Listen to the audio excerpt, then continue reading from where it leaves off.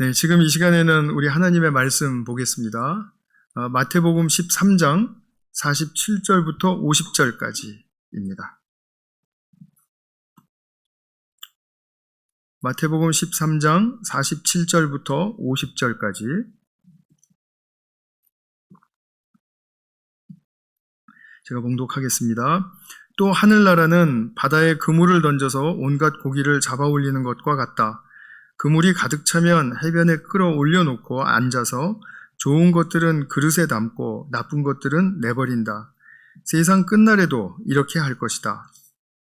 천사들이 와서 의인들 사이에서 악한 자들을 가려내서 그들을 불 아궁이에 쳐넣을 것이니 그들은 거기서 울며 이를 갈 것이다.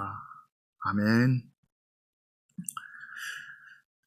네, 마태복음 13장에는 하나님 나라에 대한 비유가 7개 있다라고 처음에 말씀을 드렸는데요. 오늘 이제 7번째 그 비유의 말씀 보도록 하겠습니다. 첫 번째 비유가 무엇이었는지 기억나시나요? 씨 뿌림에 관한 비유였죠. 이 씨 뿌림의 비유는 먼저 하나님 나라가 이 땅에 이렇게 완제품으로 완성된 어떤 그런 상태로 뚝 떨어지는 것이 아니다라는 것을 알게 해주었죠. 왜냐하면 씨라는 그 생명의 원형이 되는 그 시작부터 시작을 해서 싹이 나고 열매를 맺는 그런 과정을 쭉 설명해주고 있기 때문입니다. 그렇죠. 그래서 좋은 밭에 떨어지면은 많은 열매를 맺는데 길가나 돌밭이나 또는 가시덤불에 떨어지면 열매를 맺지 못한다라는 그런 교훈이 있었습니다. 그리고 셋째 비유와 넷째 비유는 겨자씨 비유와 누룩 비유였습니다. 이 두 비유는 서로 짝을 이루면서 하나님 나라의 성장에 이제 초점을 두고 있고요. 그 다음에 다섯 번째, 여섯 번째 두 비유는 보석 비유와 진주장사 비유였죠. 이것은 하나님 나라의 아주 귀한 그 가치에 강조를 두는 그런 비유의 말씀이었죠. 다 우리가 이제 지금까지 이렇게 보아왔는데요. 오늘 마지막으로 보는 7째 이 그물 비유는 두 번째 보셨던 곡식과 가라지 비유와 짝을 이룹니다. 순서가 조금 이렇게 좀 엇갈렸지만 내용상으로 그것이 너무나도 명확한데요. 곡식과 가라지 비유에서는 어떤 일이 있었습니까? 주인이 밭에 씨를 뿌려서 이제 곡식이 나고 있는데 거기에 심지도 않은 가라지가 막 올라오더라는 거죠. 근데 나중에 알고 보니까 원수가 몰래 심어놓은 그 가라지가 이제 막 같이 올라온 거였어요. 그래서 그 밭에 곡식과 가라지가 공존하게 되었는데 이제 일꾼들이 주인에게 가라지를 베어버릴까요? 했더니 그렇게 하지 말고 내버려둬라. 추수 때 가서 다 가려내면 된다. 이렇게 이제 말을 한 것이죠. 오늘 그물 비유도 그와 흡사합니다. 어부가 그물을 던졌습니다. 그랬더니 그물 안으로 고기들이 다 들어와요. 그런데 그 고기들은 다 먹을 만한 고기만 있는 게 아니고 먹을 수 없는 고기도 있는 거예요. 그리고 다른 잡다한 것들도 있는 것입니다. 그럼 그걸 다 가려내야 되지 않겠습니까? 근데 그 가려내는 것은 다 그물을 건져 올린 다음에 마지막에 하는 그런 심판과 같은 심판을 상징하는 작업으로서 그 분류를 해내는 것을 지금 말씀해 주시고 있죠. 이 7 비유가 전부 하나님 나라의 속성과 특징에 대해서 이야기해 주는 것입니다. 그래서 마태복음 13장은 하나님 나라의 비유의 장이다 이렇게 말하기도 하죠. 그런데 이 각각의 비유가 좀 다른 강조점들을 살짝 갖고 있지만 그러나 공통적으로 우리가 볼 수 있는 것은 무엇이냐면 이 땅에 임한 하나님의 나라는 어떤 과정을 거친다라는 것입니다. 과정, 단계를 지나간다라는 거예요. 그래서 하나님 나라는 진행하는 나라이고 그리고 과정을 지나가는 나라이고 그런데 그 지나갈 때마다 순탄치 않을 때도 있어요. 그냥 원수의 방해도 없이 어떠한 장애도 없이 그냥 쭉 고속도로 달리듯이 그렇게 달려가는 그런 하나님의 나라가 아니라 굴곡이 있고 그리고 어려움도 있고, 그리고 멈칫할 때도 있고 하는 그런 때가 다 있다라는 것입니다. 그런 과정을 거치는 하나님의 나라를 우리가 잘 이해를 해야, 그래야 나중에 내가 하나님의 백성이고 하나님 나라에 들어왔다는데 내 삶이 왜 이 모양이야? 이렇게 말씀하시지 않겠죠. 하나님 나라를 잘 알면 이제 오히려 그런 상황을 이기게 하시는 하나님께 의지하고 또 더욱더 의탁하게 함으로써 나의 믿음과 신뢰를 더 길러주는 그런 또 역할과 기능을 하게 된다라는 것을 우리가 기억을 하셔야 되겠습니다. 이제 그물 비유를 조금 더 이제 좀 자세하게 볼 텐데요. 뭐 앞서서 말씀드렸듯이 명확하게 두 단계죠. 어부가 그물을 던졌어요. 그래서 고기가 그물로 들어오는 그 이제 단계가 있고요. 그 다음에 다 건져 올렸을 때 이제 물고기를 분류해내는 일, 이제 말하자면 이제 그것이 이제 심판인데요. 이제 그런 심판의 일이 일어난다라는 정말 현재의 모습과 미래 심판의 그 사건을 같이 이렇게 보여주고 있습니다. 지금 우리가 살고 있는 이 시대는 어떤 시대입니까? 이게 골라내는 시대가 아니죠, 그죠? 지금 다 그물로 들어오는 그런 시대에 우리는 살고 있습니다. 그래서 지금 우리에게 들어와 있는 이 상황은 이제 앞으로 이 말씀하신 이 미래에 일어날 일을 우리가 지금 본다면 지금 나쁜 물고기도 있을 수 있네 하는 그런 좀 섬뜩함을 우리에게 느끼게 해주기도 하죠. 우리가 이 부분을 좀 참 잘 이해하고 살펴야 되는데요. 그물을 던지면 이게 좋은 물고기만 잡히는 법은 없으니까 이제 이 당시에 이 비유의 말씀을 들었던 그 어부 출신의 사람들이라든지 또는 뭐 갈릴리 지역이 워낙 어업에 그 성황했던 그런 곳이니까 많은 사람들이 어부는 아니더라도 어업이 어떻게 이루어지고 있는지는 잘 알았을 거 아니겠습니까? 그 방식이나 뭐 여러 가지 면에서 그러면은 이 사람들은 충분히 쉽게 이해를 하는 거죠. 그래, 하나님 나라 마지막 때는 이렇게 좀 분류하는 그런 이제 사건이 분명히 있겠구나. 자, 이해를 하는 거예요. 사실 그물을 나중에 열어보면 뭐 해초도 거기 들어가 있을 수 있고요. 그다음에 잡다한 것들 많죠. 뭐 깡통도 걸려 나올 수 있고, 뭐 그 당시에 깡통이 걸려 나오진 않았겠습니다만, 뭐 신발짝도 걸리기도 하고, 뭐 여러 가지 많죠. 조금 좀 약간 곁길로 새지만 요즘 중요한 이슈인 그 바다 오염 문제 심각하지 않습니까? 북태평양에 한반도, 우리나라 한반도의 7배 크기가 되는 쓰레기 섬이 생겼답니다. 들어보신 적 있습니까? 근데 태평양에만 그런 거 아니고요. 인도양, 대서양 지금 뭐 난리입니다. 이 쓰레기가 모여서 한반도의 7배 크기를 이루었다라는 것은 이건 정말 상상할 수 없는 인간의 정말 우리가 잘 모르고 한 일이지만 우리 모두의 정말 잘못된 일이라고 볼 수 있는 거죠. 그 중에 대부분이 플라스틱이랍니다. 우리가 쓰는 이 플라스틱 재활용에 정말 박차를 가해야 합니다. 저도 한때 플라스틱 엔지니어로서 정말 많은 그 괴로움이 있습니다. 이거를 어떻게 더 많이 생산할까, 어떻게 더 싸게 생산할까, 막 이런 거 계속 연구를 했었는데, 근데 이 겉으로 보이는 플라스틱은 또 둘째고요. 더 위험한 플라스틱은 이게 이제 오랫동안 바닷물에 있다가 자외선 받고 그리고 바다 소금물이니까 이게 화학작용을 일으켜서 이게 미세 플라스틱으로 바뀌는 거예요. 그럼 이것들을 작은 물고기들이 다 이렇게 흡수하고 작은 물고기들은 또 좀 더 큰 물고기들이 잡아먹고 그 큰 물고기는 또 더 큰 물고기가 잡아먹고 그 큰 물고기는 또 누가 먹습니까? 우리 입으로 또 꿀꺽 들어가고요.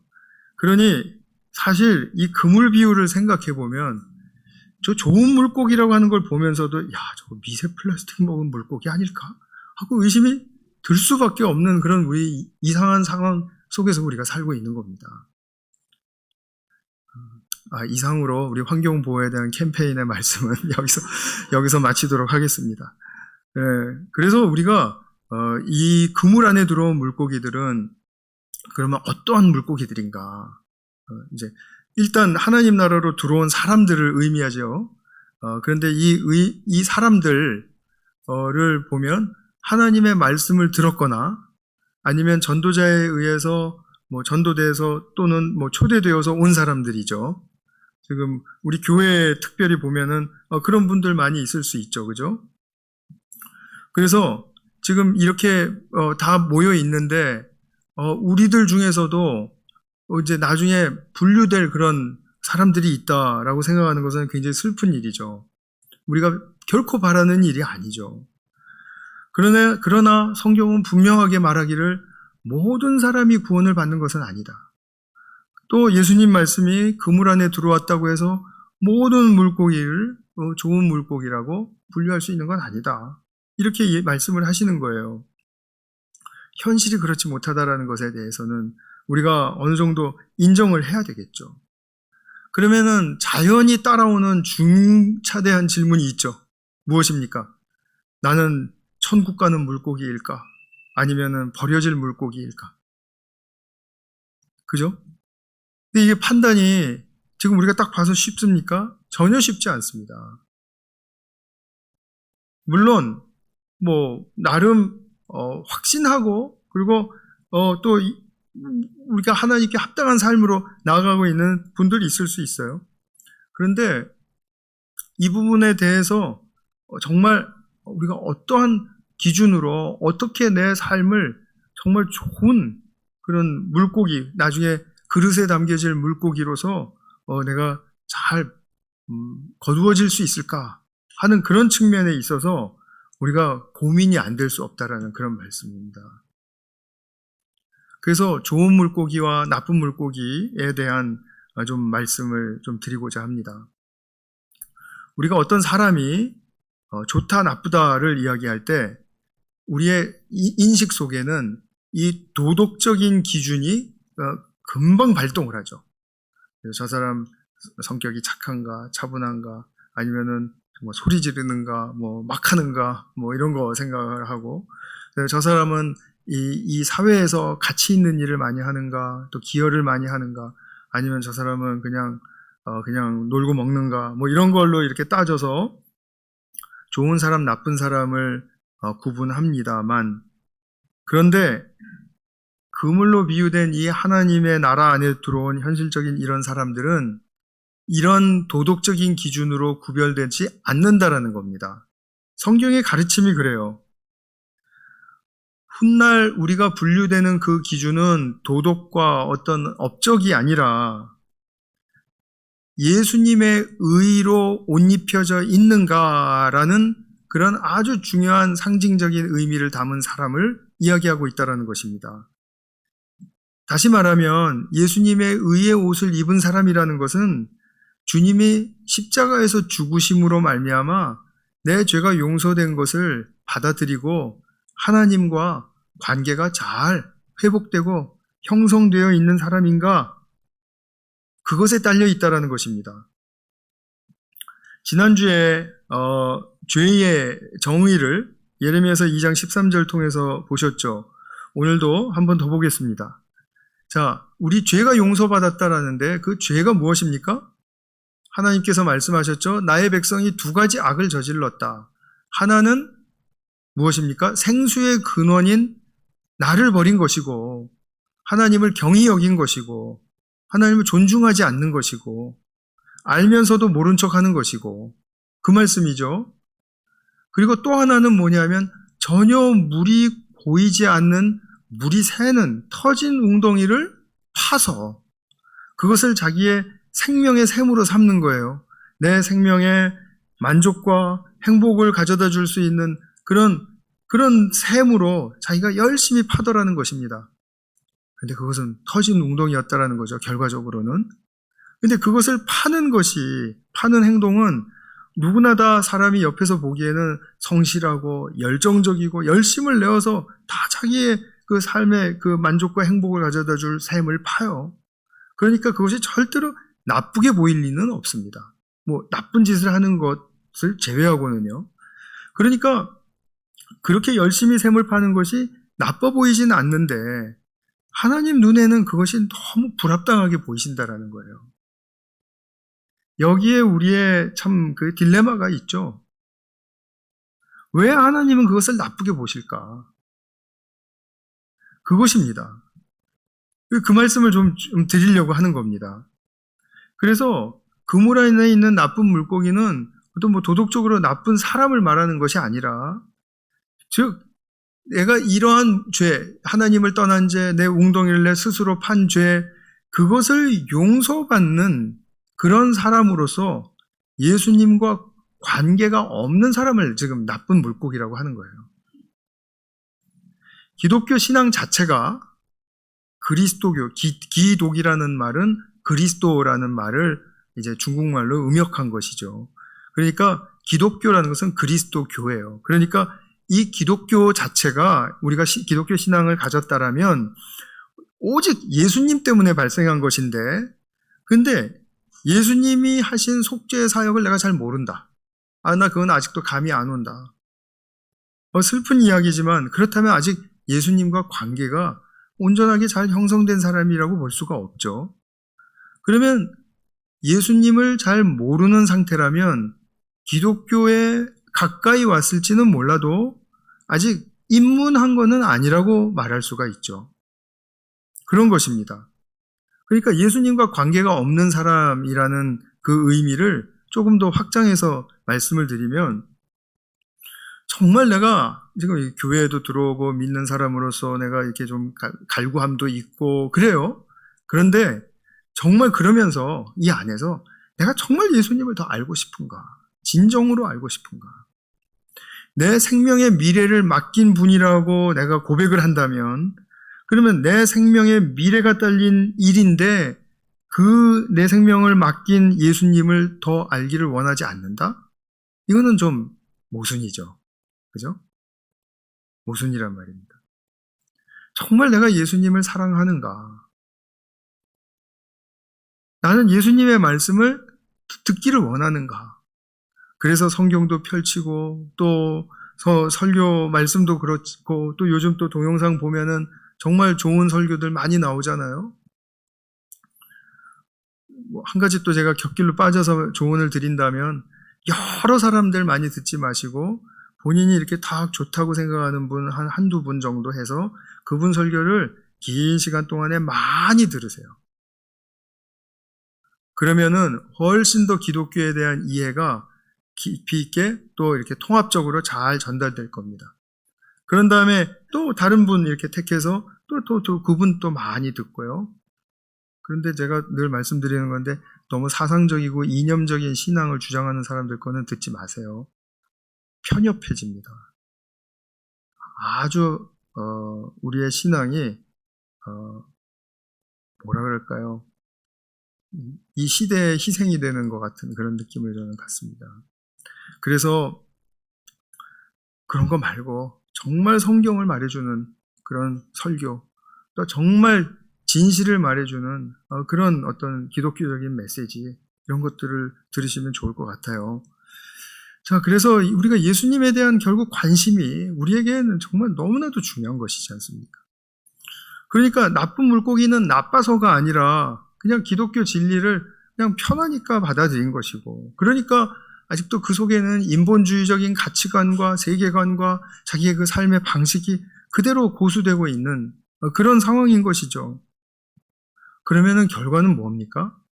인본주의적인 가치관과 세계관, 방식을 가지고 있는 사람들의 특징은 뭐냐면, 늘 내가 저 사람보다 나은가?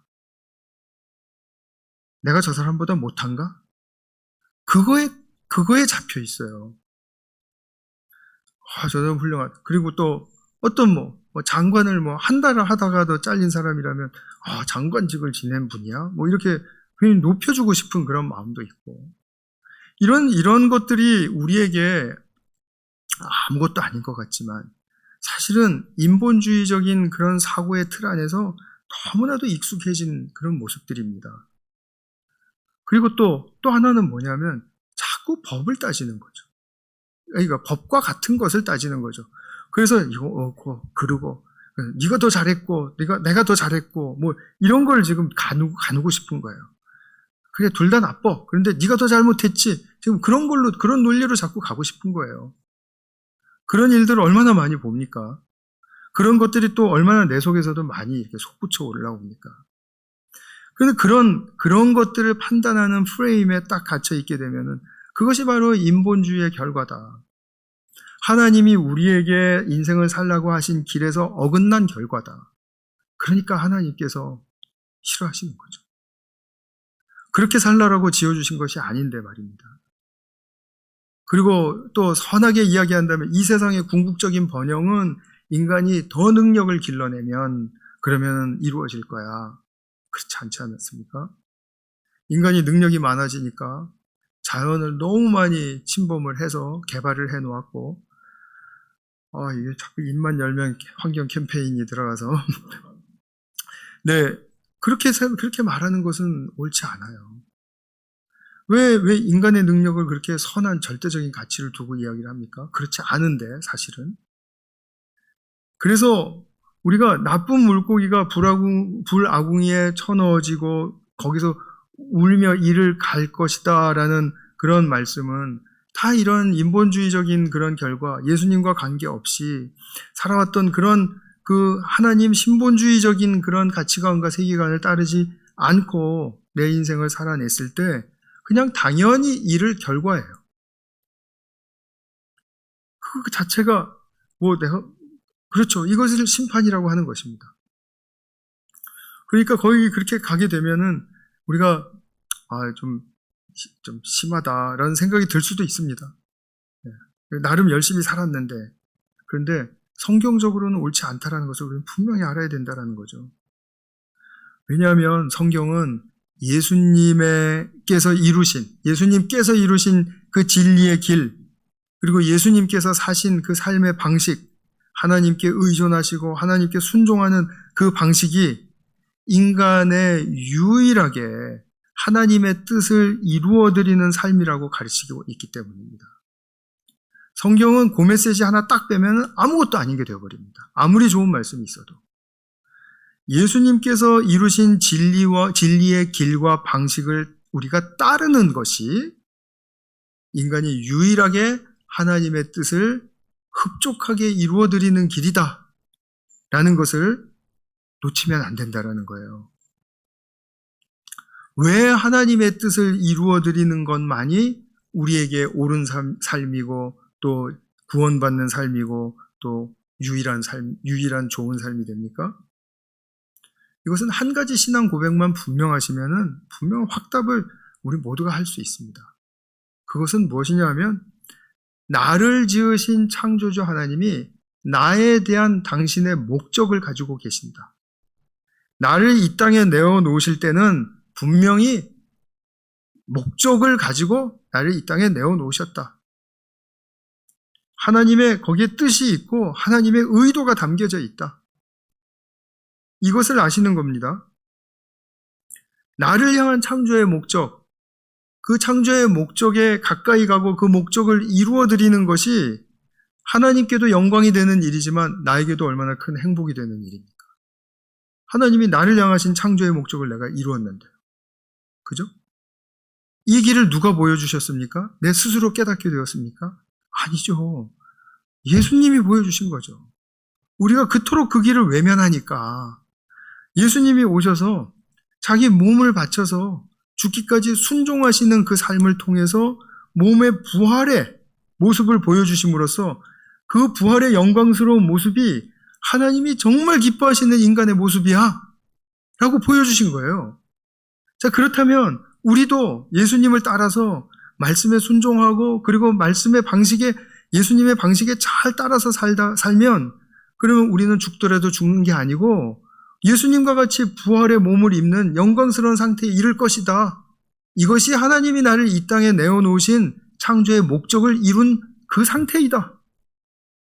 그렇다면 그것이 하나님께 얼마나 기쁨이 되겠으며 나에게는 얼마나 말로 형용할 수 없는 영광스러운 축복이 되겠느냐라는 것입니다.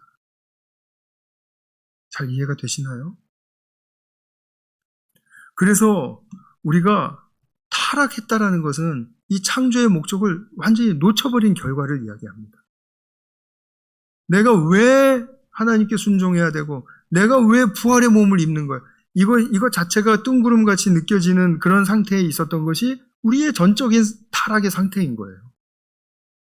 그러나 예수님을 보니까 이게 허구가 아니구나. 하나님께 순종하는 삶은 예수님 보고 저렇게 사는 거구나. 저렇게 의연하게 사는 것이고 저렇게 불쌍한 사람들 도와주면서 사는 것이고 그 감싸주면서 사는 것이고 동정하며 사는 것이고 저게 하나님의 뜻에 맞춰서 사는 삶이구나. 근데 저렇게 살다가 십자가에 억울하게 죽는 한이 있어도 그 죽는 거 아니네? 다시 살아나시네. 하나님의 인정을 받고 영광스러운 축복의 모습으로 살아나시네. 그러고 나니까 하나님이 인간에게 보여주시고자 했던, 인간에게 의도하셨던 삶이 바로 저렇게 살라라는 것이구나. 에덴에서부터 저렇게 살라라고 아담과 하와를 에덴을 주시고 거기서 하나님 말씀에 잘 들으면서 에덴을 가꾸고 지키라고 하신 것이로구나. 그래서 결국은 아담과 하와가 그 말씀을 듣고 어느 단계에 이르렀을 때 그 나타날 그 모습이 바로 예수님이 부활하신 그 영광의 몸의 모습이로구나. 이것을 알게 해주시는 거예요.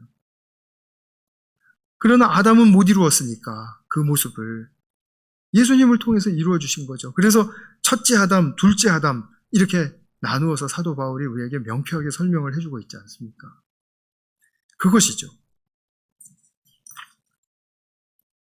그래서 제가 얼마 전 설교에서 성인들 말씀을 잠깐 이야기를 드렸는데 그 성인들은 다 부분적이고 희미한 진리의 사상을 이야기한 사람들이에요. 사상. 예수님에게도 말씀이 있고 사상이 있어요. 하지만 예수님의 말씀과 사상이 그토록 중요한 이유는 앞서 그분의 신분인 하나님의 아들이시라는 것, 그 하나님의 아들이 하나님 말씀에 순종해서 십자가에 죽으시고 그 몸된 부활을 증거하고 보이셨다라는 것. 그래서 예수님께서는 신분과 몸의 그 두 가지가 너무너무나 더 중요한 것이라고 말씀을 드렸죠. 말씀 중요합니다. 그러나 예수님의 신분과 예수님의 몸의 부활을 믿지 않는 그 예수님의 말씀은 그거는 정말 세상에서 말하는 것처럼 다른 성인들의 말과 똑같은 수준의 말인 것입니다. 그래서 우리가 이 창조의 목적을 온전히 이루어서 당신의 몸으로 보여주신 이 예수 그리스도의 놀라운 구원의 길, 이것이 정말 우리가 따라야 할 길인 거죠. 사람은 그냥 자연인으로서 태어나서 창조의 목적을 스스로 이루지 못합니다. 이런 사람 보셨습니까? 임종할 때가 다 되었는데 내가 어떻게 살다 보니까 창조의 목적을 다 이루었네. 이렇게 말하는 사람이 있을까요? 나는 이 땅에 내가 살고자 하는 나의 목적을 내가 다 이루었네. 그리고 죽는 사람 보셨습니까? 그렇게 고백하는 사람은 없을 겁니다. 그런데 그 고백은 우리 예수 믿는 사람들에게도 마찬가지예요. 내가 이루었다라고 말하지 않아요. 그죠? 그런데 이렇게 말하는 것은 옳은 것입니다. 나는 예수님 때문에 좋은 삶을 살았다. 비록 고통이 있고 그리고 시련이 있고 그리고 내 잘못도 많고 너무나 부족하고 그래서 나는 지지리 궁상 떨고 힘들게 살았어. 그런데 돌이켜보니까 그 가운데 내가 주님의 창조의 목적을 알고 예수님을 통해서 알고 나 예수님처럼 하나님께 나아가려고 순종하려고 발버둥했고 애썼고 그것이 10이면 10 다 그렇게 산 건 아니지만 내 그래도 진심껏 그렇게 살려고 지금까지 죽는 이 순간까지 나 그래도 애쓰면서 살아왔어. 그렇다면 누구 때문에 나는 좋은 삶을 산 것인가? 예수님 때문에 나의 삶은 좋은 삶인 것입니다. 좋은 삶 자기가 스스로 만들어내지 못합니다. 그런데 우리는 예수님 때문에 좋은 삶을 살 수 있습니다. 예수님 더불어서 나를 옆에서 하나님께 인도해주고, 그리고 또 나를 정말 주님의 그 사랑으로 사랑해주고, 권면해주고, 그리고 돌봐주고, 그랬던 사람들 때문에 나는 좋은 삶을 사는 것입니다. 내 스스로 살아서 좋은 삶을 사는 그거는 셈에 들어가지 않습니다. 그러나 다른 사람들의 사랑을 내가 잘 받고, 무엇보다도 예수님의 그 정말 놀라우신 그 구원의 길을 내가 받고, 그리고 그분 때문에 내가 애쓰면서 살아왔다면 내 인생에서 남이 보기에 뭐 이룬 것 하나도 없어도 좋아요. 그래도 난 좋은 삶을 산 겁니다. 예수님 때문에 좋은 삶을 다 약속받으신 분들이 지금 여기 앉아 계십니다. 여러분은 다 예수님께 좋은 삶을 약속받으셨습니다. 인생이 조금은 힘들고 또 우울하고 억울하고 그리고 질력나고 또 내 인생 내가 싫은 면도 있지 않습니까? 싫어도 정말 예수님 안 믿고 정말 예수님 안 따랐으면 정말 큰일 날 뻔했다. 정말 큰일 날 뻔했다. 이것이 죄인이 예수님의 의를 입고 고백하는 그 의인으로서 인정받고 불리는 그런 사람의 진심일 것입니다. 사랑하는 성도님들, 예수님이 끝까지 사랑하십니다. 그 사랑 때문에 우리는 좋은 삶을 살 수 있습니다. 우리 기도하시겠습니다. 사랑하는 주님, 감사합니다. 우리를 끝까지 사랑해 주셔서 정말 하나님의 놀라우신 그 창조의 목적을 우리도 예수님처럼 따라서 살 수 있는 그런 믿음과 용기를 주심에 감사와 찬양을 올려드립니다. 우리는 내가 잘해서 좋은 삶을 사는 것이 아니라 예수님 때문에 좋은 삶을 살 수 있다라는 그런 영광스러운 삶의 선물을 받았다라는 사실에 대해서 자각하고 그리고 예수님과 함께 동행하는 것이 얼마나 아름답고 귀한 일인지 날마다 고백하는 그런 복된 주님의 자녀들 되게 하여 주시옵소서. 우리 구주 예수 그리스도의 이름으로 기도하였습니다. 아멘.